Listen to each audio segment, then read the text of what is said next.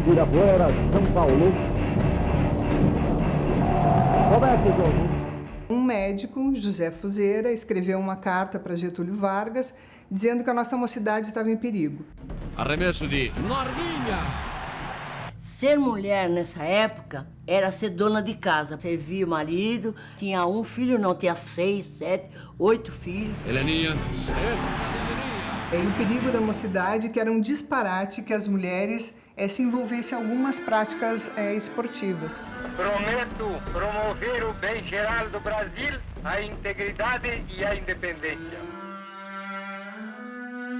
Então, em 41, lança esse decreto dizendo que era proibido para as mulheres algumas atividades que eram incompatíveis com a sua natureza. É o Brasil descendo. A ignorância é o primeiro fator das anormalidades sociais. Existe muita política dentro, não é? Nossa Senhora. E a gente aceita tudo porque não quer questionar. Nós sofremos muito. Já estão retornando para assistir o jogo Brasil e Tchecoslováquia. Você sabe que a gente participou dos Jogos responsáveis pela entrada do basquetebol feminino nas Olimpíadas. E essa é uma história que assim, ninguém sabe. Eu mandei o projeto do livro para várias editoras e as respostas sempre foram as mesmas. Se fosse masculino, a gente publicava, mas feminino não, porque não vende. Heleninha, sexta de Heleninha. Eu acho que é muito pouco que a gente valoriza essa geração anterior à nossa. Muito, muito pouco. Eu aprendi muito com elas. Elas são gênios, né? Maravilhosas. Delci, Maria Helena, Heleninha. Tava lá Elzinha, tava lá Rosália. Norminha, Marlene, Nilza, Laís, Odila, eu joguei com todas elas. Brasil no lance, lateral, Nilza lançada, arremessando.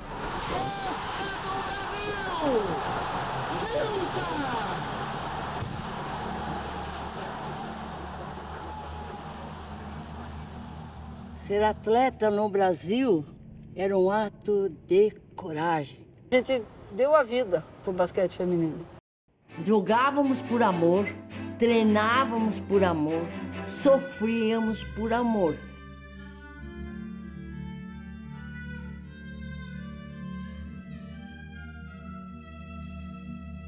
Eu estudava numa escola de freiras. Uma das jogadoras que jogavam comigo falou: escuta, você é a mais esperta aqui do grupo. Você não quer ir jogar hoje basquete? E a mãe de uma delas morreu. E nós estamos só com 4 e eu não podemos jogar só com 4. Você não quer ir jogar? Mas eu não sei nem o que é, nunca nem tinha assistido mulheres jogando. Fui pro colégio estadual, lá tinha a Marta Campo, que era da seleção brasileira. Aí ela disse: se você não jogar basquete para mim, eu te reprovo no fim do ano. Eu digo: então eu vou jogar. Eu nasci em Buenos Aires, na Argentina. Meu pai foi do Brasil para a Argentina, casou-se com minha mãe lá. E aí, meu pai mudou-se para o Brasil. E comecei a praticar esporte na escola. E minha professora disse assim: Norma, se alguém assistir você jogar, ver você jogar, daqui a um ano você está na seleção brasileira. Quem me introduziu foi praticamente a minha irmã, Cida. E na primeira seleção que eu fui convocada, eu tinha 16 anos e ela era titular da seleção. Nós fomos para o clube e o técnico que era delas ali perguntou se eu já havia jogado basquete. Eu falei que não, nem assistido, nem jogado. Aí ele falou: você tem que fazer cesta naquela cesta e não tomar cesta aqui. Tá bom? Aí depois mais pra frente você vai entender um pouco. Só falou isso pra mim. Foi levantada a bola no meio e eu ali que nem uma boba, pôs a bola, bateram a bola e a bola caiu justamente na minha mão. Quando bateram a bola e eu não sabia que precisava bater bola. Peguei a bola embaixo do braço, saí correndo com a bola na mão sem bater e querendo encestar. Joguei 2, 3 vezes. Aí o cara apitando e eu nem dando bola pra ele. Quando eu peguei a bola, o contato que eu tive com a bola, obviamente não sabia bater direito, era tudo muito, muito difícil, né? Primeiro pelo tamanho, eu era uma menina, a bola era grande, a cesta altíssima. E eu joguei uma bola e caiu. A partir daquele momento, eu tive, até hoje, né, a relação de amor que eu tenho pelo basquete e pelo esporte. E aí, o que aconteceu? O senhor Orlando Valentim, que era olheiro da federação, me viu. falou com meus pais, ele falou que queria que a Norma fosse jogar no SERI, Sociedade Esportiva Recreativa Ipiranga. Não, mas em São Paulo, não, a gente paga a condução. Então, o que eu fazia? Eu ia 3 vezes por semana para São Paulo, saía correndo do ginásio, que ficava a 2 quilômetros do ponto de ônibus que eu tomava com minha mãe. Demorava quase 2 horas para chegar em São Paulo, na Praça da Sé. Da Praça da Sé, eu pegava o ônibus com minha mãe para o bairro do Ipiranga. Conclusão, eu treinava 40 minutos, porque não dava mais tempo, porque até tomar banho, até pegar o ônibus, se eu não tomasse, eu ficava sentada dormindo, como várias vezes aconteceu. Mas acho que tinha jeito, porque acabou esse jogo, primeiro dia que eu peguei na bola, ele me convidou para treinar, para continuar treinando. Foi assim que eu comecei a jogar, jogando. E no torneio que eu participei de última hora, fui convocada para a Seleção Brasileira de Basquetebol. Aí comecei no Círculo Militar, aí teve seleção paranaense, campeonatos, eu comecei até ser convocada para a seleção em 58, né? Então, na primeira seleção nossa, que até foi uma renovação, na época chamaram 8 novas, foram só 4 veteranas. A Heleninha, nessa seleção, ela foi titular com 4 veteranas e a gente com 16, 17, 18 Tivemos anos. trote, tudo. Então, recebemos o trote das 4. O meu primeiro sul-americano, fui convocada para o Chile, para ir para o Chile. Nesse campeonato, eu fui como 12ª jogadora. Fui na Bacia das Almas, que eu diria o outro. Aí, numa segunda ou terceira partida, eu entrei, resolvi o problema, fui considerada a Laninha voladora, que é a ninha que voa, fui a revelação do sul-americano. Então, aí que começou a minha odisseia mais linda, que foi a seleção brasileira.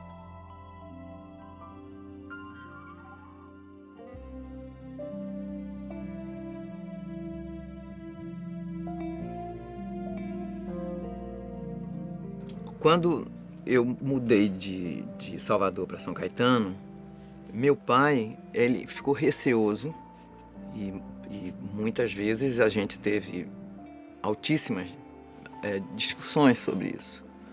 Assistia, torcia, mas ele não queria que eu morasse com as meninas. Quando eu fui para Piracicaba, em 58, que foi Marilene, Heleninha, Angelina, fizemos uma equipe lá. Então a gente ia no café e tinha tomar um café, olhava mal para nós, porque a gente usava calça comprida. Na minha época, você não era casado, sempre tinha um ponto de interrogação. Por que você não é casado? Eu não posso comandar aquilo que eu quero, se eu quero casar, se eu preciso dar satisfações a você. Então sempre era um viés para perguntas indiscretas, para situações que te colocavam, não em saia justa, mas que não tinha nada a ver com o assunto. Então o pré-conceito já tinha vindo, já estava se estabelecendo. A minha tia disse que quem praticava basquetebol era a Paraíba. E eu saí chorando. Por quê, pai? Porque é muito forte, é esporte de homem e as primas não vão falar com você. Eu falei isso para minha mãe. Mas todo mundo falava, isso aí é jogo de homem, como é que vai ficar mulher macho, essas coisas. Então, tinha essa dificuldade.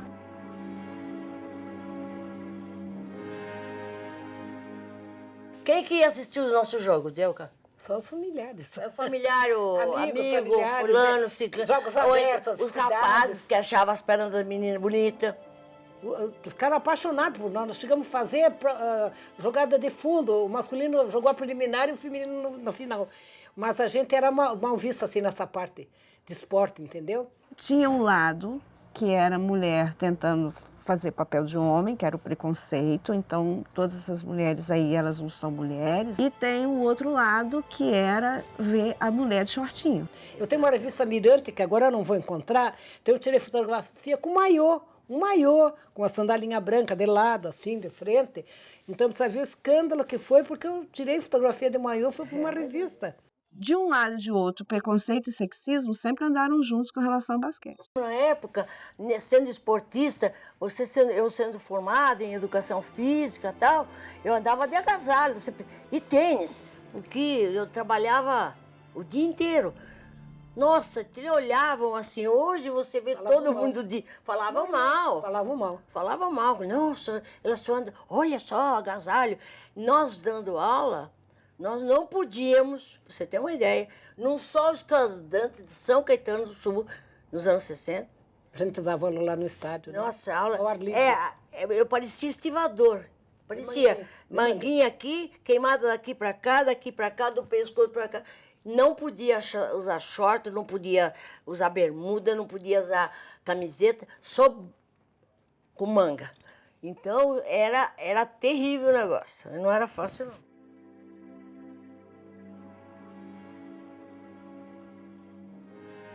Então, acho que é bem importante a gente pensar o seguinte, né? O decreto, ele foi criado em 1941 e ele ficou vigente até 1979. A gente tem uma série de desdobramentos dele. Primeiro, a gente pensar por que ele foi criado, quer dizer, como que emergiu esse decreto. Então, um médico, José Fuzeira, escreveu uma carta para Getúlio Vargas dizendo que a nossa mocidade estava em perigo, né? E o perigo da mocidade que era um disparate que as mulheres se envolvessem em algumas práticas esportivas, sobretudo aquelas que eram consideradas como incompatíveis com a sua natureza. Esse termo está na carta do Fuzeira e é esse termo que o Conselho Nacional de Desportos vai adotar. Mesmo naquela época, não existia nenhuma evidência científica que corroborasse com essa decisão do presidente Vargas. É realmente um anacronismo que foi observado, que infelizmente fica registrado na história com uma mancha, né? Sem dúvida, que prejudicou, até hoje tem sinais do prejuízo que esse decreto teve para a participação da mulher brasileira na prática esportiva. Então vai acontecer o quê? Em 1965, um outro decreto vai nomear quais são as atividades que eram consideradas impróprias. Então vai entrar o futebol, polo aquático, corrida de longa distância, todas as modalidades de luta, futsal, mas o basquete não entra. O que não significa que também o basquete não tivesse algumas restrições. Por quê? Porque como não foi nomeada, cada federação, cada clube, cada sociedade poderia dizer o que considerava como incompatível para as mulheres. O que acontecia muito, não só no Brasil como em outros países, era o princípio da autoridade. Então, uma autoridade falava alguma coisa e os outros abaixavam a cabeça. Por quê? Porque ele era o chefe do departamento, porque ele é o presidente da instituição, porque ele é o presidente do país. Então, o que valia é a palavra dele, completamente à parte das evidências científicas que existiam no momento. Então, a gente vê, por exemplo, que não existe uma cultura da modalidade nesse sentido. Então, as mulheres, elas começam a praticar o basquete, assim como outras modalidades esportivas, mas elas poderiam ser impedidas de fazer, se a federação, se o clube assim julgasse. A história da mulher brasileira, ela é uma história que ela vem de uma história de colonização portuguesa. Como que a mulher portuguesa, a mulher brasileira era vista? A mulher tinha que ser graciosa, a mulher tinha que ser sensível, e a mulher tinha que ser doente, porque se ela fosse doente, ela era frágil o suficiente para encontrar um marido que a protegesse. Então, o belo, recatado e do lar, a gente poderia pensar que reduz o que seria a função e os limites e as possibilidades das mulheres desse período. Não era fácil, não. Eu sempre tive o apoio da minha mãe, mas eu sofri bastante também com isso, com a discriminação. A mulher, nesse período, ela tem uma missão que é considerada como uma mais sublime, que é a questão da maternidade.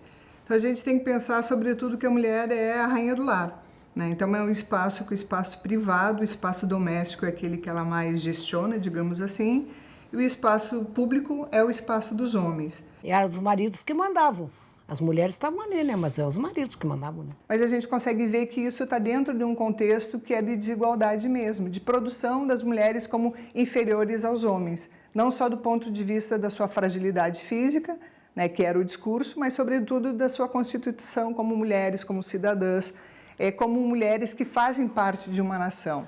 O que é interessante dessa história é pensar o seguinte: o basquete chegou no Brasil como um esporte masculino, mas os homens não queriam jogar basquete porque parecia um esporte feminino. Mas todo mundo falava, isso aí é jogo de homem, como é que vai ficar mulher macho, essas coisas. Então, tinha essa dificuldade tremenda de poder ter uma ascensão. Tudo no Brasil chega tão atrasado quanto chegou em Portugal. Portugal só entra na era das ciências naturais e etc., e da exploração do conhecimento que era produzido no resto da Europa depois da Inquisição. Porque Portugal é o último país a acabar com a Inquisição e a censura nos livros médicos, nos livros de ciências naturais. Olha, o que existia, que na verdade é que eles não sabiam que a evidência mostra exatamente o contrário. A mulher que faz atividade física, ela consegue primeiramente regular mais o seu ciclo menstrual, o que é uma grande vantagem quando se fala em reprodução. Não existe nada que possa dizer que a mulher tenha prejuízo. E aí, o Brasil, como colônia, herda esse movimento também, que é um movimento de delay, quer dizer, de atraso. Então, aí quando a gente fala do progresso, até no progresso da própria fisiologia, o Brasil não tinha estudos de fisiologia para serem aplicados no esporte até 1970. Quando eu comecei a jogar basquete, a gente tinha aquela coisa que quem praticava basquete era meio masculinizada, tinha corpo de homem, aquela coisa toda. Não tava nem aí. Podia falar o que fosse de mim, eu queria era jogar. Eu queria estar dentro da quadra, eu estava feliz com a bola de basquete na minha mão. Então, eu nunca dei muito motivo, nunca dei muita importância para esse tipo de coisa. Por isso que a questão do esporte ela é importante de ser discutida nesse período, né? Porque as mulheres vão fazer o quê? O esporte é o espaço no qual elas vão romper com determinadas representações, inclusive essa da fragilidade do seu corpo.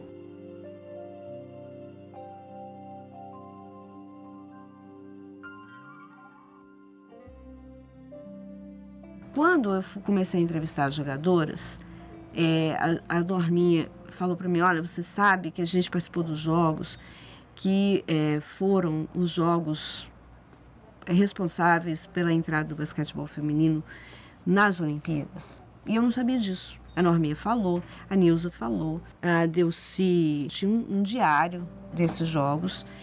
Esse aqui é um diário de viagem de 44 dias. Então, tudo eu escrevi aqui. Como é que foi o jogo, o que tinha acontecido, as coisas particulares de cada um, que horas tomávamos o café, quem distribuía as camisetas para o treino, que horas era o jogo, tinha capitã da equipe, né? Ganhamos de 59-33 da Itália.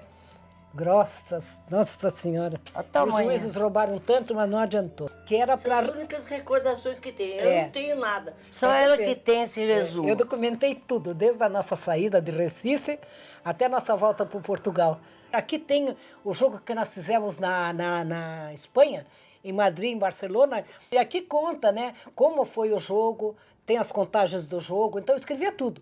O elogio do Comitê Olímpico pelo jogo que o Brasil fez e a Tchecoslováquia, que era um nível altíssimo que eles não esperavam. Por isso eles colocaram o basquetebol feminino na Olimpíada. E essa é uma história que assim, ninguém sabe, ninguém sabia, né? Eu pelo menos não sabia até então, que o Brasil tinha sido participado desses Jogos Amistosos. Muitas vezes se conversou a respeito da necessidade do basquete feminino ser incluído como modalidade.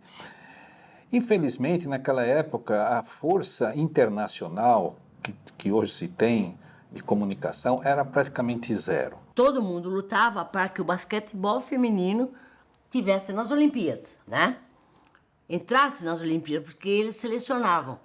Então, eram 12 equipes masculinas. Vocês não se esqueçam que para nós existimos no máximo de comunicação de uma jogadora brasileira como uma jogadora dos Estados Unidos, seria uma carta. A carta levava 10 dias para ir, 10 dias no mínimo para voltar. Então, eram 20 dias entre ir e voltar uma carta. Não tem condição de se organizar internacionalmente uma força que mobilizasse adequadamente e sinergicamente no sentido de pressionar o Comitê Olímpico Internacional para se ter as moças jogando basquete na Olimpíada. O presidente do IOC na época era extremamente contra qualquer esporte feminino de contato. Ele dizia que as mulheres não tinham espírito esportivo e que as Olimpíadas eram um momento de trazer a confraternização, que não era para trazer briga entre as mulheres, em competição entre as mulheres, deixar essa mulher jogar o tênis e pronto. Cada ano, como vocês veem agora, cada ano vai entrando uma equipe, uma modalidade entra como apresentação, depois eles colocam como competição. E teve um senhor, que é da delegação espanhola, que ele argumenta com o Avery Brundage que, então, ele deveria haver um jogo entre uma seleção que tivesse a técnica e uma seleção que tivesse a força. O que o Comitê Olímpico, a FIBA, fez? Solicitou 2 países totalmente antagônicos, o Brasil, que era da América do Sul, que era campeão, certo? E a Tchecoslováquia, que era uma outra escola europeia. As meninas do Brasil tinham a técnica e eram meninas pequenas, as jogadoras eram muito pequenas, tanto é que a Marlene era a maior de todas, e que fosse jogar contra as tchecas, que eram super altas, eram super fortes, super ágeis. Esse amistoso foi assim, foi uma viagem que nós jogamos Sul-Americano no Rio, em 65. Já programada para a gente ir à Europa fazer 15 jogos. Então, jogos em Portugal, Espanha, Tchecoslováquia, Itália, e França e Alemanha. Então, você imagina, não tinha nem descanso, né? Foram jogos lindos, foram 2 jogos, se não me falha a memória. 2 jogos. Nós perdemos, mas foi na terceira prorrogação. E eles elogiaram demais, foi daí que eles incluíram, mediante esses 2 jogos nossos, eles elogiaram muito o nível técnico de ambas as equipes, né? E a partir desses jogos, é que depois de 3 ou 4 meses, saiu o licenciamento de que o basquetebol, a partir de 76, entraria nos Jogos Olímpicos.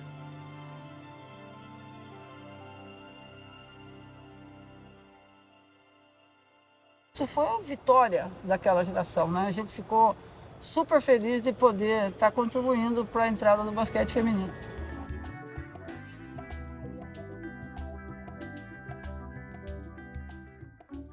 E aí, na próxima Olimpíada, o basquete feminino entrou, então nós somos protagonistas, né? Agora, pergunta por que nós não fomos na Olimpíada. Pergunta. Digamos assim, os cartolas do esporte, quem manda no esporte hoje, muitas vezes é quem nem acredita naquele esporte que manda. O basquete, na verdade, feminino entrou somente em 76, né? No Canadá, mas o Brasil não participou. Então eu não acredito em cartolas, eu acredito em gestores. E aí acho que esse ponto, o gestor no esporte, acreditar no esporte dele é muito importante. Fomos 3ª do mundo, treinamos desde fevereiro até maio, jogamos maio inteirinho.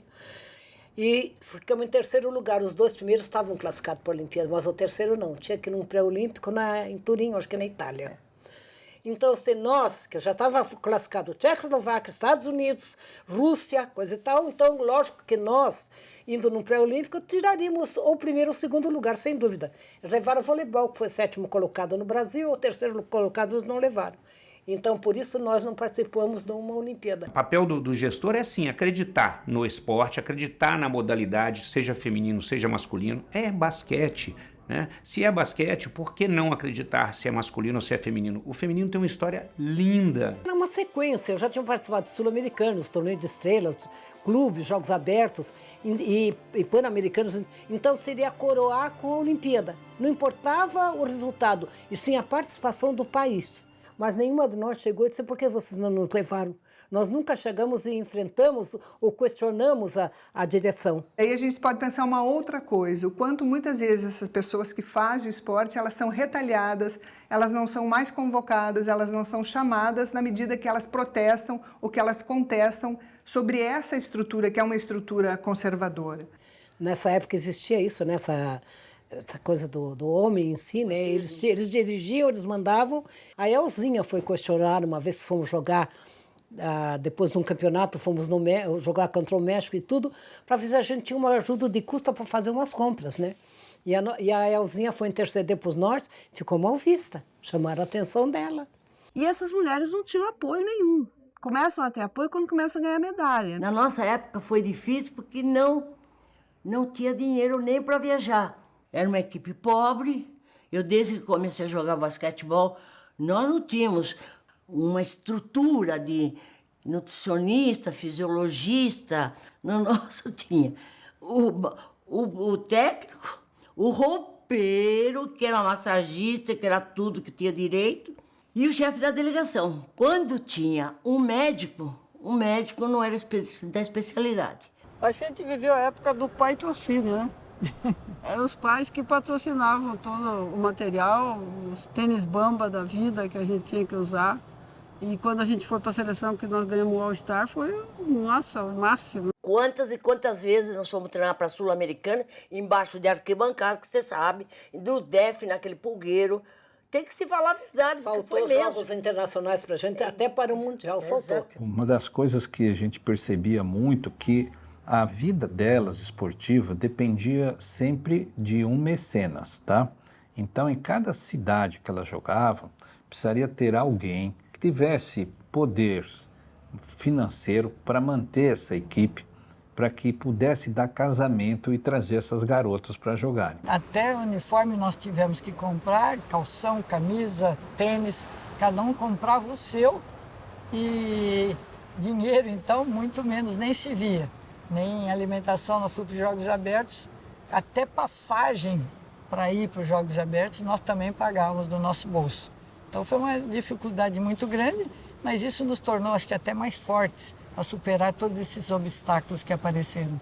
A vida era mais difícil mesmo. Quer dizer, os jogadores de hoje, como meu pai era padeiro, eu posso usar os termos de padaria, né? A gente amassou o pão. O esporte dá para você, o esporte coletivo, principalmente, você aprende, você divide o pão, você brilha junto. Nem sempre quem planta a tâmara come a tâmara, né? Se cobrava o seguinte, falava, bom, vocês são bons em basquete, vocês têm que ser campeão paulista, têm que ser campeão brasileira, têm que ser campeão sul-americana. E assim foi subindo o grau de exigência, né?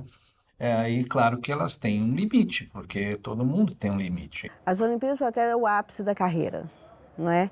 É você conseguir chegar a ponto de você ser escolhido, ser classificado para participar do maior evento da sua vida. É a superação absoluta, total e completa quando você chega lá. Não precisa nem você ganhar uma medalha, mas só o fato de ser classificado, participar de um evento mundial, que é o ápice da sua carreira. Isso nos entristeceu, porque a gente estava treinadíssima, estava muito bem, teríamos classificado, não importava o resultado da Olimpíada. Olha, o sonho olímpico, eu acredito que existe em qualquer pessoa que pratica um pouco de esporte em nível competitivo mais elevado. Eu sofri muito, mas na viagem eu sofri muito. Mas, graças a Deus, eu tinha família. Você como esportista supera tudo. Você chora junto, você briga junto, você faz comida junto, você almoça, você janta junto, você viaja junto, você vive para aquilo. Nós íamos para fora, nós não tínhamos aquele viático que era dado para jogar, nós nunca recebemos isso, aquele dinheirinho que cada país dá para o país participante, 3, 4 dólares, não sei o que. $3 a diária. E eles ficavam para ajudar na despesa nossa, certo? Nós fomos jogar na Alemanha, naquela... Alemanha, então? Que você não entrava, nem a Nilce entrava na Alemanha. Entrava as malas, entrava... Foi em Paris. Foi em Paris. Não, Paris... A gente, para abrir a porta do armário, arredava a cama. Dormiam 3 no quarto, a porta do banheiro era de lata, você batia na lata. Tem história que não dá para contar. Tem história com a Norminha, principalmente lá no Pan-Americano de Cali, né, Norminha? Que nem é bom falar. Nós chegamos em Berlim e nos colocaram no albergue. Um albergue, que não cabia ninguém. O senhor falou, não pode, não vamos ficar, fomos pro hotel. O hotel não tinha nada. Não, vocês podem subir e ficar no hotel. Um grau. Tiritando lá fora, esperando vaga para entrar para poder dormir. Aí nós resolvemos jantar. Amanhã cedo, nós vamos para Berlim Oriental, que eu tinha que passar. Tinha um muro, né? Um muro. Tinha um muro da vergonha. Quando foi 6 horas da manhã, me entra uma alemã e eu não entendia nada. A Nadir, de preta, de negra, ficou branca. Eu falei, fala, o que está acontecendo? A mulher pegou o braço de uma, o braço da outra, botou em pé. Pegou as malas, foi no corredor, chamou o elevador, botou as malas e nós fez descer, porque tinha vencido a diária e não tinha mais como pagar. Então nós estamos sendo mandados embora. Eu preciso contar essa história. Não devia contar em público, mas eu preciso contar. A gente foi para fazer essa excursão para a Europa. Tava um frio danado, cada uma tinha um sobretudo comprido. Nós íamos ter 2 dias em Paris. Louca para conhecer Paris. Nunca tínhamos ido para a Europa. E a gente ficou num hotel perto da Praça Pigalle e o seu Ivan, nós chegamos para ele e falamos, olha, seu Ivan, a gente gostaria de sair um pouco à noite para poder conhecer. Ele falou, não, vocês precisam descansar, que amanhã nós vamos conhecer Paris, hoje vocês vão dormir. Tá bom, vamos dormir. Aí chegamos... Juntamos todas aqui no quarto Juntamos só. todas, 2 a 2, descemos as escadas do hotel para a gente sair, para conhecer a noite parisiense. Quando nós íamos saindo... Às 11 saímos, tudo tava junto. eu e a Marli, que na época a Marli Álvares era uma das estrelas da seleção brasileira. Aí eu falei para a Marli, você quer ver um pouco? Eu dei um grito, eu falei, olha o seu Ivan! Uma para cada lado, saiu correndo, se escondia atrás dos carros. E a Norminha, que não tinha jogado durante a tarde, deu um pique de 100 metros para se esconder. Como que você não jogou sem vergonha? Para jogar você não estava boa, agora para correr aqui você estava boa. Nós fomos para Portugal, né? Nossa, toda contente, papapá. Cansada, queríamos tomar um banho. Quando nós chegamos, não vamos tomar banho, pode deixar. Chegamos no banheiro, eu nunca tinha visto isso. Na borboleta... Cadeado. Tinha uma capa e um cadeado. Tinha que pagar o banho. Tinha que pagar o banho. E aí, o que nós fizemos? Ele pagou uma toalha, entrava 5 para tomar banho, porque não tinha como pagar. Hotéis maravilhosos que nós ficamos, tinha assim umas pias lindas no quarto. Tomava banho. Era banho de pia. Banho de pia. Os campeonatos eram legais, porque a gente viajava, pegava um ônibus, sempre um violãozinho ali em cima, Delcy tocando. A Delcy trouxe uns discos para mim do Armando Manzanero. E ali eu lembro hoje ela tocando. Você se lembra na Tchecoslováquia que nós não tínhamos dinheiro, que a delegação não tinha dinheiro para pagar as diárias? Falei, Norminha, nós temos que trocar dólar. Eu falei, tinha de dólar. Aí apareceu um cara, a moeda era 1 por 1 e eles trocavam 70 por 1. Eles queriam os dólares. Os dólares. Eu me enfiei num carro. Delcy, lembra que eu me enfiei num carro para trocar os dólares do... Eu não sei se você fez num carro, eu lembro que você saiu para trocar. Né? Então, como é na rua, não podia. Delcy, uma vez eu e Elzinha pegamos uma cachorrinha de Delcy, nossa senhora do céu. Gente, Sânia era uma cachorra chata. Nossa senhora, que cachorra chata. E a gente pegou, nós pegamos Sânia, botamos na coleirinha, começamos a descer a Sânia assim, no prédio. Menina Delcy. Essa é Delcy de Maria Chiquinha, da Colômbia. Ah, sim, saltando. Que eu gostava de emendar as bolas na tabela, nem descia no chão para não apanhar, apanhava muito.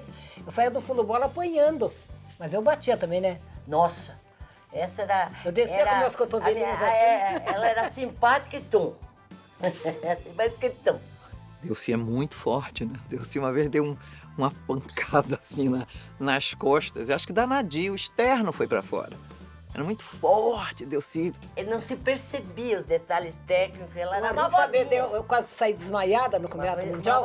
Ela me deu com o cotovelo no meu estômago. Olha isso aqui, aí o técnico, eu disse, não me tire. Aí ela veio de outra vez. Aí o que eu fiz quando ela veio, que ela se abaixou, eu fiz um tenaz assim, peguei o estômago dela e puxei. Aí o juiz veio e fez assim na nossa cara, como quem disse, vocês fizerem isso, põe pra fora, não entendi nada que ele falou. Dia seguinte ela me deu o escudinho, eu dei pra ela o escudinho do Brasil, fizemos uma amizade. Eu dizia, Yu! E ela, Yu! E assim a gente fez amizade. E aqui tem todos os nossos jogos, passagens, na França. Olha, porque nós não tínhamos máquina fotográfica. França, o relógio de flores, lá eu mandei o Joana d'Arc, falou assim, eu tenho relógio de flores, então tem tudo aqui. Que nós jogamos em Olivete e Compiègne. Ganhamos os jogos, não é? Os hotéis, os quartos. Mas eu tô vendo uma coisa muito interessante, não tem minha assinatura aqui, viu? Vou exigir, tá? Onde tá? Não. Olha que absurdo. Não tem. Quem mandou não colocar? Aí, eu não tenho minha assinatura, mas tava lá. Pois é, mas você... Não sei porque você não assinou, você não devia ter ido trocar os dólares. 90 milhões em ação, na frente Brasil, do meu coração. Todos juntos vamos, na frente Brasil, salve a seleção. Me parece que até 1970 você tinha as pessoas que iam assistir os jogos de basquetebol feminino. Algumas pessoas, né? Aí com o Brasil ganhando a Copa de 70 no futebol, isso levou as pessoas para as quadras, porque o Brasil vai ganhando. A primeira vez na minha vida que eu me senti assim, numa seleção, assim, com todos os direitos possíveis, imagina, foi no Mundial em 1971. Porque primeiro, você conte o que a reunião no Rio, que o Renato Bratucchini falou para nós. Você lembra? Não me lembro. Você vai me lembrar. E o que disse? Que nós não tínhamos a menor chance no Mundial. Porque... Muito difícil pelas equipes que ele viu lá fora. Ele não pediu demissão como técnico e colocou o Valdir Pagan e o Raimundo Nonato para serem técnicos. A partir de hoje eu sou supervisor. Porque ele não teria a responsabilidade. Né? Não queria a responsabilidade. Então nós já saímos desacreditados na primeira reunião que nós tivemos com os técnicos. As jogadoras que foram convocadas foram 14, né? Que aí você tem a Cleonice e a Simone, que hoje é cantora. Foi maravilhoso tá ali com as meninas, treinar com as meninas, feras, né? A Simone foi porque participou de todos os jogos preparatórios, mas quando era para ser convocada, ela machucou o pé. No último treino, eu subi para fazer dar um arremesso, um jump, e caí em cima do pé da Odília. E era uma jogadora que era considerada importante para manter o espírito de equipe. E aí comecei a fazer fisioterapia, etc. e tal. Continuamos treinando e a gente treinava contra os meninos, o masculino, que era para intensificar mesmo os treinos. Ó, aqui nessa foto, certo? Tem um moleque de 1,90 m, eu aqui, mas era um terror. Porque eles não sabiam, inclusive, se marcavam, se machucavam. E eu tinha uma bota de esparadrapo que o único movimento que eu fazia era para frente e para trás. E a única maneira que eu podia, a única possibilidade de eu machucar o pé era se alguém pisasse no meu pé e eu fosse. E foi o que aconteceu. Ali, eu achei que ali eu não queria mais. Eu falei, não vai dar mais. Mas não tinha ainda nenhuma ligação, não tinha nada com a música. E nós entramos no Mundial. Mas como entramos no Mundial? Porque a Gazeta, o Perón de Castro, resolveu, ninguém queria transmitir o nosso Mundial. Porque era muito caro, as probabilidades do Brasil não eram nenhumas, e pipipi, papapá, que eles faziam o scouting lá deles para ver se ganham ou não dinheiro. E ninguém quis, aí o Perón assumiu, contanto que nós fizéssemos propaganda.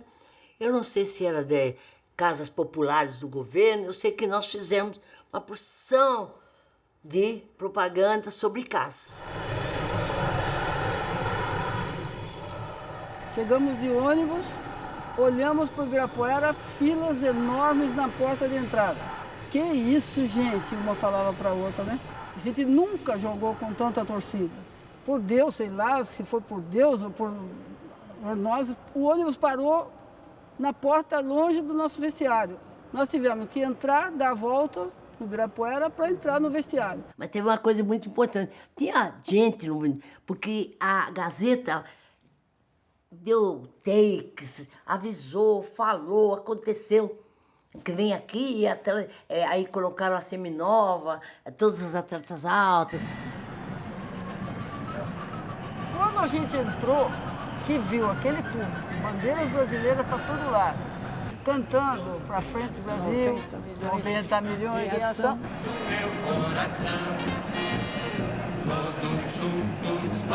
Aquilo foi uma coisa que Nossa, a perna começou a tremer. O público ali, nossa, eram 20 mil pessoas por noite, fechava os portões, não entrava mais ninguém, o pessoal de fora assistindo, ficava lá fora esperando. A gente olhava uma para outra, que isso, fomos pro vestiário, nem vimos instrução de técnico nenhum, nosso pensamento estava lá fora, vendo aquele público. Que o Brasil foi chamado para entrar na quadra, quando eu olhei aquilo, eu tive vontade de voltar pro vestiário. Tinha medo, nunca tinha visto tanto público na minha vida. E gritando Brasil.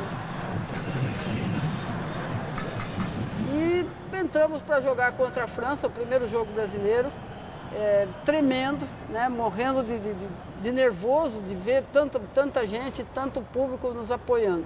Ficamos 10 minutos sem fazer uma cesta, de nervoso, porque a gente nem escutava o que o técnico falava e nem nada. Ele teve que tirar a Heleninha de campo. A armadura sempre... A armadura para dar instruções. Para acalmar a equipe. Para acalmar. Nós jogamos contra a França. A torcida das brasileiras é impressionante na quadra. Delcy, Marlene. 55 a 51, ganhamos o primeiro jogo. Então, quando nós vimos de 3 pontos da França, aquilo lá para nós foi uma vitória que não cabia em nós a felicidade. Entendeu? Depois daí veio Coreia, Cuba, era tudo assim, 3 pontos de Cuba.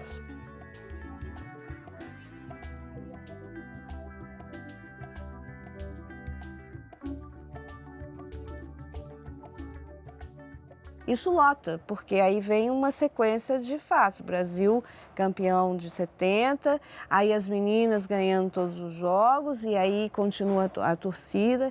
Eu lembro todos os dias, desde a saída do hotel até chegar lá no Ibirapuera, no momento do jogo. Quando nós entrávamos, do túnel entrávamos na quadra, 15 minutos a gente não podia falar, porque eles gritavam Brasil, Brasil, Brasil, sem parar. Nós nos tornamos importantíssimas da noite pro dia. Eu, pelo menos, me senti assim. Aí veio o jogo do Japão e também o público, porque não foi só no primeiro dia aquele público se encantou no primeiro dia.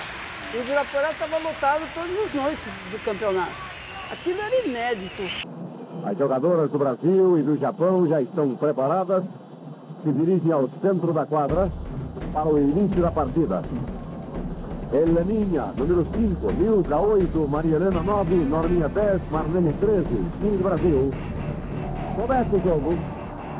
O Mundial nós não tínhamos chance, primeiro, porque nós não tínhamos estrutura. Nilza. Erra o lançamento, Nilza. Segundo, que a seleção brasileira era convocada 15 dias antes para ir e vai que vai.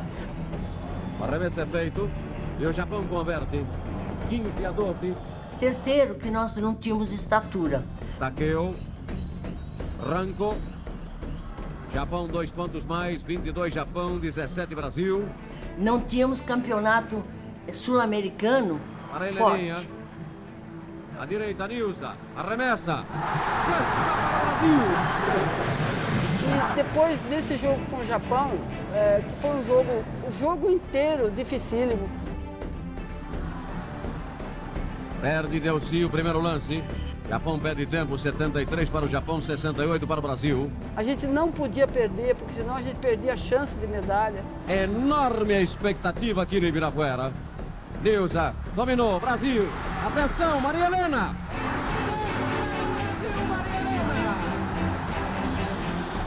Japão. O que aconteceu? Apitaram falta, era Norma. A menina que fez a falta nela. Enorme. Sexta, Japão iguala. A menina arremessou e passou um ponto na frente. Atenção, aconteceu. 76 Japão, 75 Brasil. A gente tinha que ganhar aquele jogo e no último momento até a gente estava perdendo de um ponto. E nós conseguimos pegar a bola para contra-atacar a menina do Japão. 76 Japão, 75 Brasil. 5 segundos. Falta. Aí fizeram falta na Heleninha. Heleninha no primeiro. Perde o primeiro Heleninha. Ainda temos a chance da prorrogação. Nas mãos de Heleninha, número 5, a sorte do Brasil.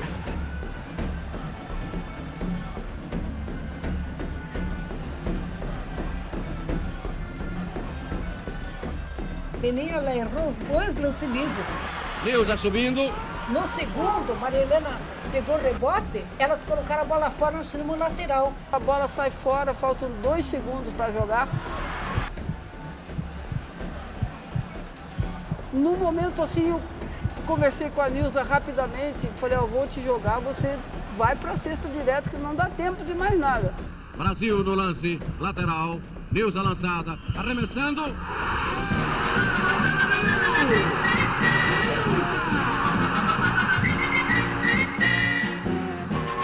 A Maria Helena jogou a bola, a Nilza pegou no ar, girou e fez a cesta e passou e o jogo acabou.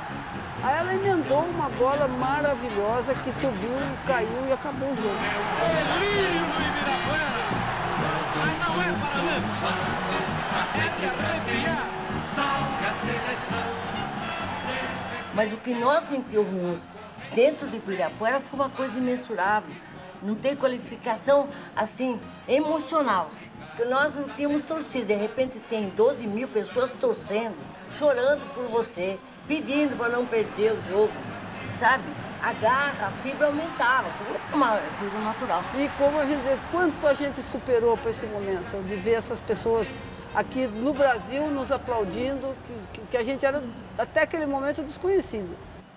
Foi um campeonato lindo. A jogada que houve, aquela lateral contra o Japão. Aquilo ali foi de gênio, né? Porque era Maria Helena, Nilza cesta. Não tinha tempo. 2 segundos que foram. E aquela bola foi que salvou bola o Brasil, de Deus. né? Foi a bola de Deus. Tá lá A gente com chama eles. isso que a Heleninha disse é verdade. A gente chama sempre a bola de Deus ou a bola do mérito, né? Porque aquela bola entrou e a gente seguiu em frente porque nós lutamos muito. Sofreu intensamente no Ibirapuera.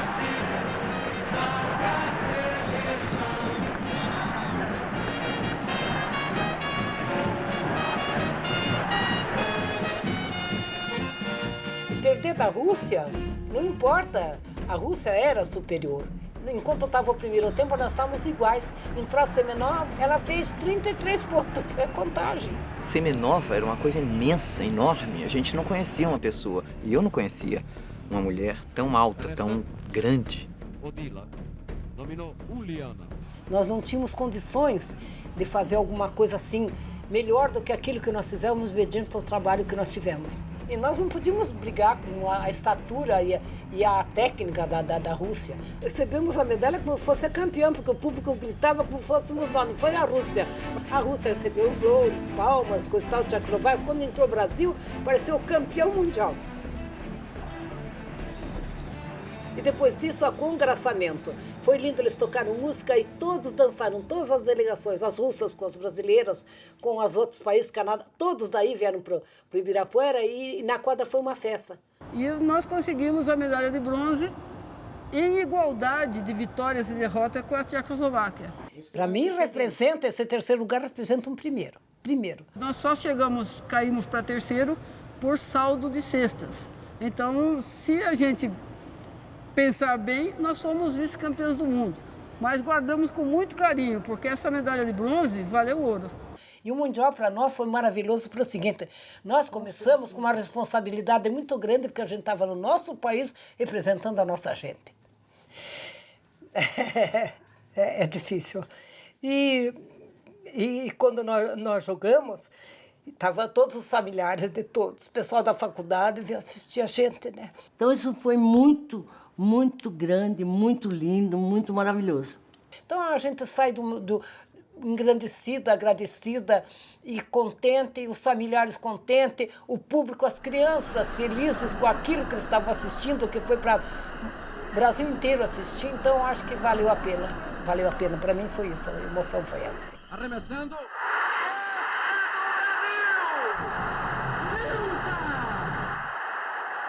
É muito significativo ver essas imagens, porque se a gente sofreu preconceito, imagina essa geração. E muitos daqueles que foram os que tinham esse olhar do preconceito e tudo, estavam nesse Ibirapuera lotado, aplaudindo essas mulheres maravilhosas. Eu posso dizer que era uma condição assim de pegar ônibus para ir treinar, de treinar no Ibirapuera, de levar a bola embaixo do braço, de levantar peso com um saco de areia nas costas e não com as estruturas tão maravilhosas que nós temos hoje. Então, assim, elas passaram por tudo isso porque eu sei. Nós não podíamos ter patrocínio, porque na nossa época é amadorismo marrom. Não podíamos fazer propaganda de nada, o que não aconteceu futuramente, depois com Paulo, Hortência. Mesmo o masculino tinha um profissionalismo marrom, que se chamava.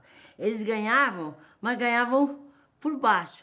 Tanto que, na época, se soubessem que algum jogador ganhava, ele era banido do esporte. Então, você não é patrocinada, com quem vai te comprar agasalho, quem vai fazer os passeios, não é? Então, era difícil, né? Teve o Bebeto, o Rosa Branca, que jogavam muito na seleção brasileira e que foram convidados para jogar na NBA. E eles disseram que se eles fossem, eles iriam para lá, mas não poderiam voltar mais para jogar basquete aqui. Nós tínhamos que trabalhar em órgão público, que só com o atestado do governo a gente era dispensada, senão se perdia o emprego. Então a gente era obrigada a trabalhar em prefeitura. Várias vezes eu trabalhava no Instituto Brasileiro do Café e vinha lá. Dona, a funcionária Norma Pinto Velha está à disposição do CBB, papapá, tá? Às vezes eles pagavam, às vezes você ficava 60 dias sem receber, até alguém resolver lá em Brasília te pagar. Nós quase fomos, todas que eram universitárias, davam aula, quase que fomos exoneradas. Por quê? Porque nós ficamos 45 dias sem assinar o ponto e colocaram como falta. Nós tivemos que ir para o governador pedir, pelo amor de Deus, para seus exonerados, você servindo do Brasil. A luta pelo recurso financeiro dessas meninas foi algo marcante. Quando eu fui me aposentar, eu precisava do histórico do IBC. Eu peguei meu currículo e sabe o que estava escrito? Os anos que eu servi a seleção, que fui funcionário do IBC, por doença. Licença por doença. Eu não me aposentava. O apoio que eles davam ao masculino era completamente diferente do nosso, eu achei. Porque a gente tinha que comprar, o tênis americano, nós ganhamos porque estávamos no Hotel São Paulo participando do Campeonato Mundial, representando o país na nossa casa. A gente precisa pensar com bastante delicadeza e atenção, porque efetivamente, ao longo da história do esporte nacional, um determinado grupo ele tem menos vantagens que outro grupo apenas por um demarcador identitário que é o sexo de nascença. Nasceu mulher. Chegamos a viajar para a Europa sem médico. Nunca tivemos só com massagista. Naquela época, vocês vão provavelmente nem acreditar, a coisa que existia mais aproximada do que seria um médico era um massagista. Em 67, no Peru, o médico do Japão que atendeu a Norminha quando teve um problema sério, ele ia lá dizer as pastilhinhas, botava as cores das pastilhinhas que ela tinha que tomar. Não tinha médico. Uma irresponsabilidade da confederação, uma falta de respeito com relação às atletas, porque elas estavam expostas a situações de risco. E muitos daqueles massagistas na época eram massagistas completamente despreparados. Tanto a ponto que existia uma frase muito interessante dos massagistas que iam colocar o nervo no lugar. Entendeu? Então essas coisas nos faltaram bastante. E isso, claro, ficou um legado, porque as outras que vieram depois vieram não só da habilidade. Você não pode dizer que a Paula era só habilidade. Era habilidade, era inteligência, mas era treinamento. Acho que foi a diferença que elas deixaram. Elas deixaram um legado de que, treinando, a gente pode conseguir alguma coisa. E a geração de 71 foi a geração que quase todo mundo tinha o mesmo objetivo, né? Quase todo mundo queria fazer do basquete feminino brasileiro conhecido internacionalmente. E é o momento em que se mostra que, mesmo sem apoio absolutamente nenhum, né, a garra, a técnica, o treino. Acho que esse foi um grande mérito dessas meninas. Você competir com a Cortina de Ferro, que tinha naquela época já estruturas maravilhosas. Eu acho que essas meninas realmente superaram, né, e lutaram muito. A seleção de 71, ela abriu, ela fez com que o basquete começasse a crescer. Que o basquete em 71 foi um marco para todos os títulos que o basquete feminino brasileiro conseguiu. Olha, nós demos como eu disse para vocês, nós demos uma condição para a geração futura. Em 71, quando acontece, né, quando as mulheres ganham a medalha de bronze nesse Mundial, a gente ainda vivia sob a égide do regime militar. E como que isso é importante da gente pensar? Se naquele momento o esporte ele tem uma representação importante, ele não tem para as mulheres. A invisibilidade dessa conquista mostra outra vez que as mulheres não eram consideradas cidadãs ou cidadãs de segunda ordem. Este é um país que vai pra frente. E uma gente amiga e tão contente. Este é um país que vai pra frente. E um povo unido de grande valor. É um país que canta, trabalha e se agiganta. É o Brasil do nosso amor.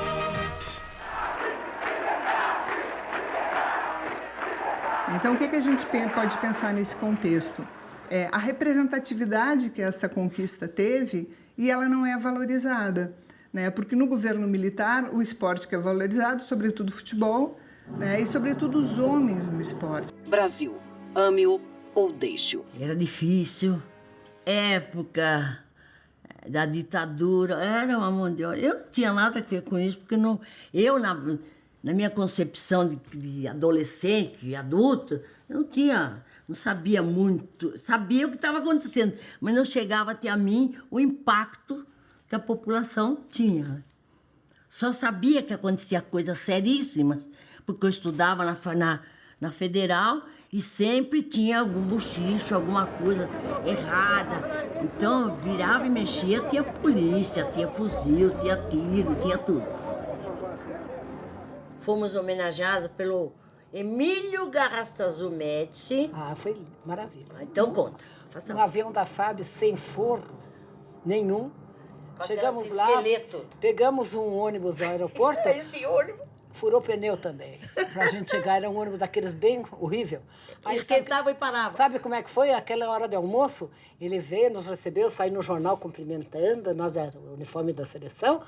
Isso foi a nossa homenagem. Voltamos, as guri deu manta e cobertor para nós, que estava frio no avião, que não era forrado. E nós fomos parar em Viracopos, porque não tinha teto. De lá a gente veio.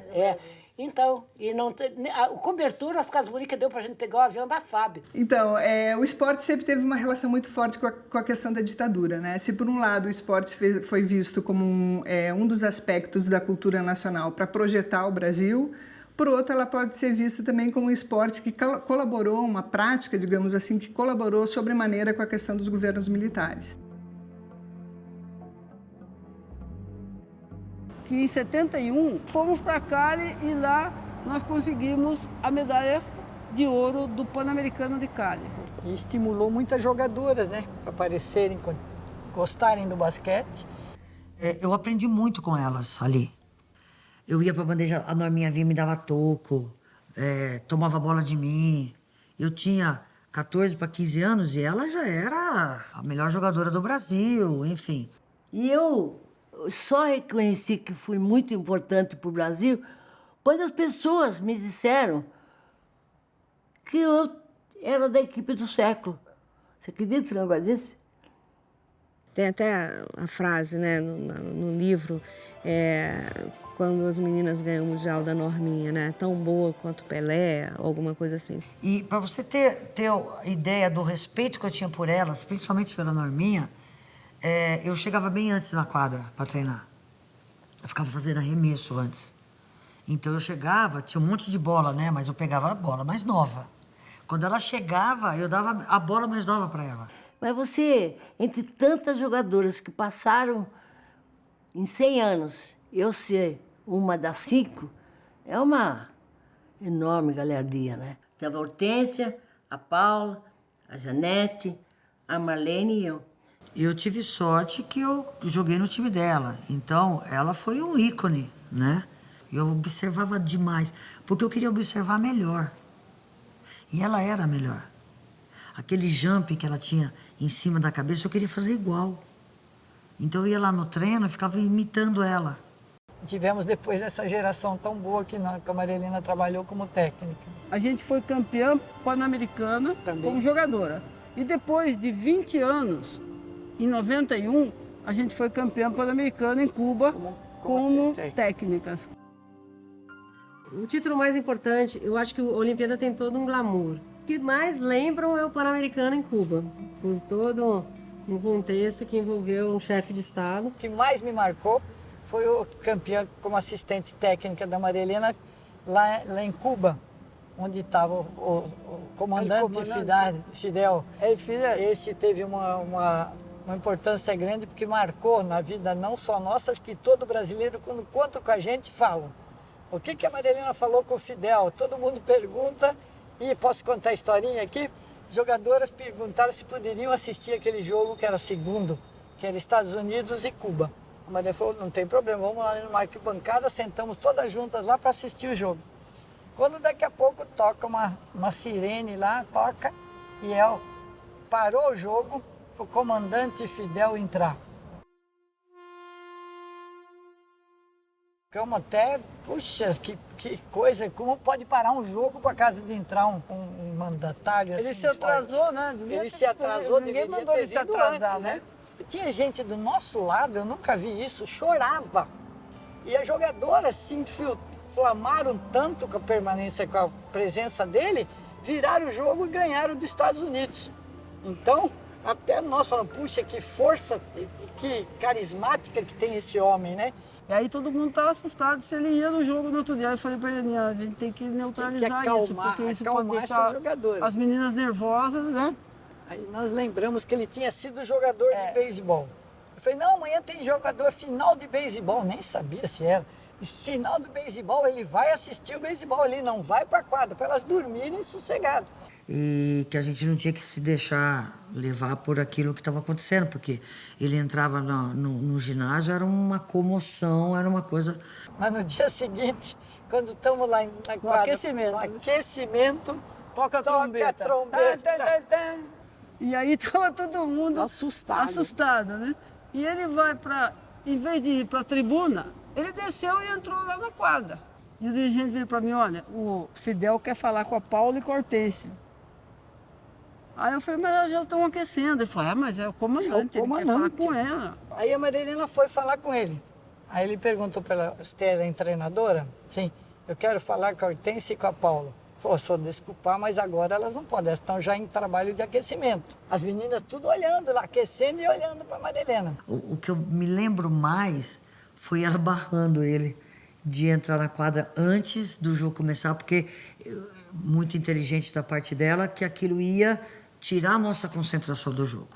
Aí, quando reuniu para dar últimas instruções antes de iniciar o jogo, a Hortência falou, Dona, o que ele falou com a senhora? O que a senhora falou? Não sei como ela foi muito corajosa de falar assim, não, antes não, só depois. Aí que foi para mim a parte psicológica que até hoje eu nunca vi de nenhum técnico e acho que a Maria Helena prestavam atenção no que eu falava. Prestaram muita atenção, que se acalmou elas por completo. Simplesmente, aquele time que vocês estão vendo lá, e vai jogar por esse barbudo que está aí, que veio falar comigo, que é para elas um Deus. Nós temos um Deus lá em cima, que é outro barbudo, que é muito mais forte que esse Deus, que é por ele que nós vamos jogar. Então, quem será que é mais forte? Ele viu o nosso trabalho, ele sabe que nós viemos aqui para ser campeão. Que ela falou que o barbudo que a gente tem que idolatrar é aquele que está lá em cima. Ele acabou entrando na quadra, mas depois que nós já tínhamos ganho para poder entregar a nossa medalha. E eu tive a felicidade de receber a medalha lá, que normalmente o técnico não recebe, mas lá em Cuba a gente recebeu.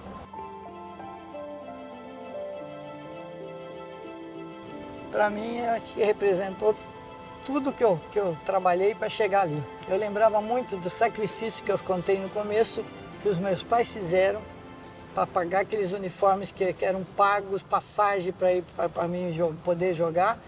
E eu consegui recuperar um pouco tudo que eles fizeram por mim, dando alegria para eles, somente no fim da vida deles.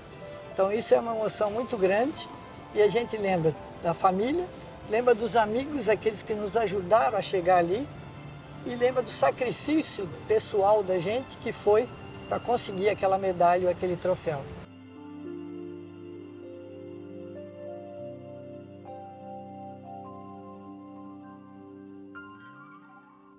Bom, para mim o pódio representa a vida, a minha vida. E a coisa mais linda era ver o sorriso do vencedor em cima do pódio. Isso é a coisa mais deliciosa.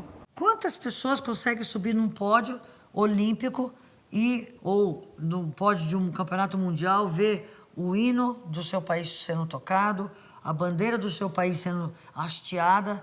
Isso é uma emoção inesquecível.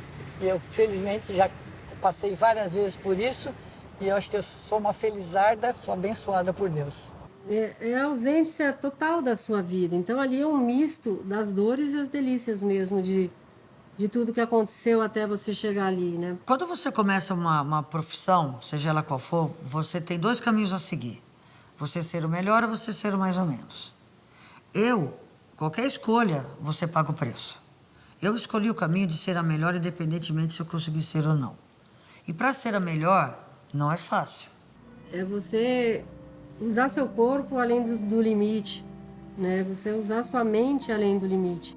Então, quando você sobe num pódio para receber uma medalha, o atleta não corta de dinheiro, o atleta de alto rendimento, aquele atleta que realmente quer ser o melhor, ele corre atrás dessas sensações que é muito raro você conquistar. Quantos anos e quantas coisas a gente superou, quantas coisas a gente passou por aquele momento. E você vê a bandeira brasileira tocando o hino nacional e você sendo coroada, valeu todo o sacrifício. O tempo vai passando, as pessoas vão se esquecendo e elas viveram situações, se a gente viveu situações difíceis, imagina a geração delas. Então, eu acho que a gente valoriza muito pouco, a gente vive num país que tem memória curta, a gente vive num país que não preserva seus ídolos. Eu quero gritar, o basquete é campeão, como nós fizemos no Pan-Americano. Enfim, eu quero fazer isso, entendeu? Então, quanto mais o basquete aparecer, puxa vida. Para mim vai ser colírio para meus olhos, meu coração vai explodir de alegria. Por quê? Porque eu quero ver o basquetebol, para que o basquetebol volte a ser aquilo que ele sempre foi, que nunca deveria sair do lugar onde ele chegou. Porque o basquete feminino não é só fazer uma máquina para jogar bola na cesta. A gente tem a honra de dizer isso. Eu acho que o basquete feminino ajudou a mulher brasileira a crescer. Eu acho que a gente deu alguma força. E quantas mulheres que encontram comigo e falam: nossa, eu vendo você lá, eu me senti forte como mulher. Foi uma luta da mulher dentro do esporte brasileiro machista, ser coroada por um homem, ser aplaudida pelos homens. Então a gente sempre trabalhou nesse sentido, de que a mulher e o homem se completam. Mas o homem nunca pensou assim. O homem sempre achou que a mulher... secundária, né? Mas a gente começou a mudar isso e acho que o mundo está mudando. Os primeiros passos. Tem hora que dá vontade de desistir. Você fala, não, jamais a gente vai conseguir estar no mesmo patamar que os homens. E eu tenho certeza que eu tenho a mesma qualidade que ele, mas a gente não pode desistir. Eu acho que esse é o legado mais importante dessas mulheres. É de pensar que o lugar de mulher é onde ela quiser. Né? E aí eu acho que o esporte é uma possibilidade de empoderamento, de liberdade e de exercício de sociabilidade. Só não tive a felicidade de comer as tâmaras em Jogos Olímpicos e no Campeonato Mundial, que a gente batalhou tanto com a seleção Geração Paulo e Hortência. A gente ganhou mais a medalha, às vezes até de quem esteve lá. Por quê? Porque em todos os lugares desse país que a gente passava, o pessoal dizia, olha, aquela medalha que elas ganharam lá tem o trabalho de vocês. A resistência dessas mulheres é que fez e tornou possível a liberdade que as mulheres hoje têm. Então, o legado dessas mulheres foi a coragem e a persistência. Essa medalha é uma medalha que a gente ganhou do Comitê Olímpico Brasileiro, por serviços prestados ao esporte brasileiro. Então, ela representa a comenda do mérito esportivo. E aqui a gente tem a representação das duas comendas. Uma da Confederação Brasileira de Basquete e uma do Comitê Olímpico Brasileiro. É uma medalha de honra ao mérito pelos serviços prestados ao esporte brasileiro. Quem fala que a mulher não é comendadora? Quem somos comendadora do basquete feminino. Quando eu vi o livro, quando eu vi principalmente a capa, me chamou muita atenção. Todas elas na praia, né? Fiquei imaginando ali a época que era e as dificuldades que essas meninas tiveram. Então, eu tenho que tirar o chapéu para vocês, meninas. Muito obrigada por tudo que vocês fizeram. Muito obrigada.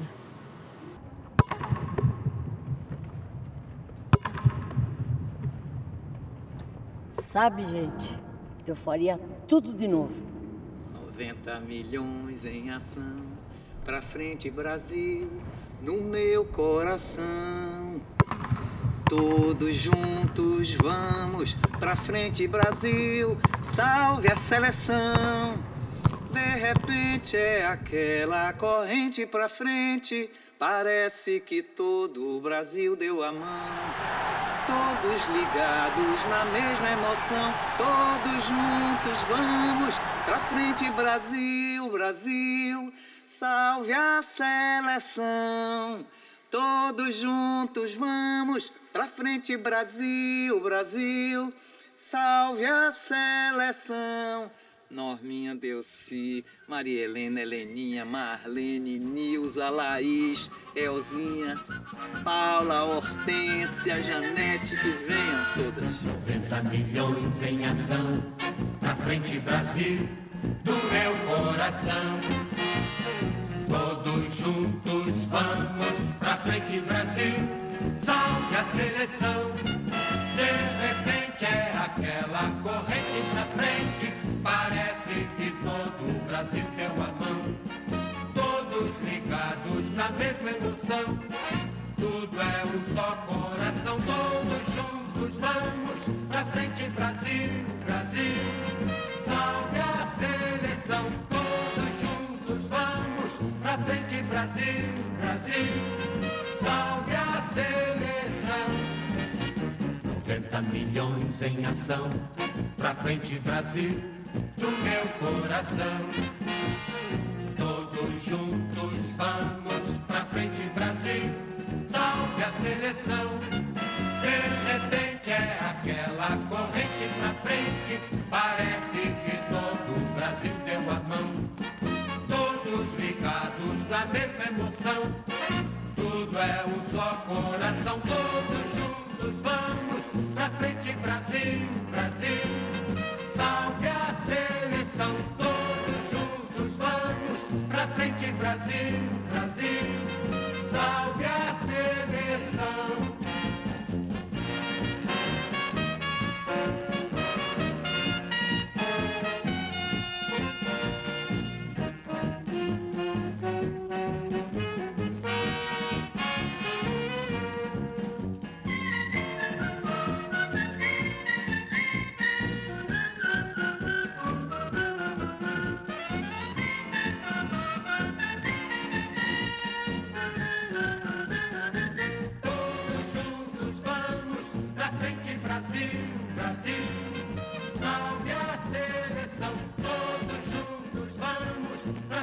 Brasil, Brasil,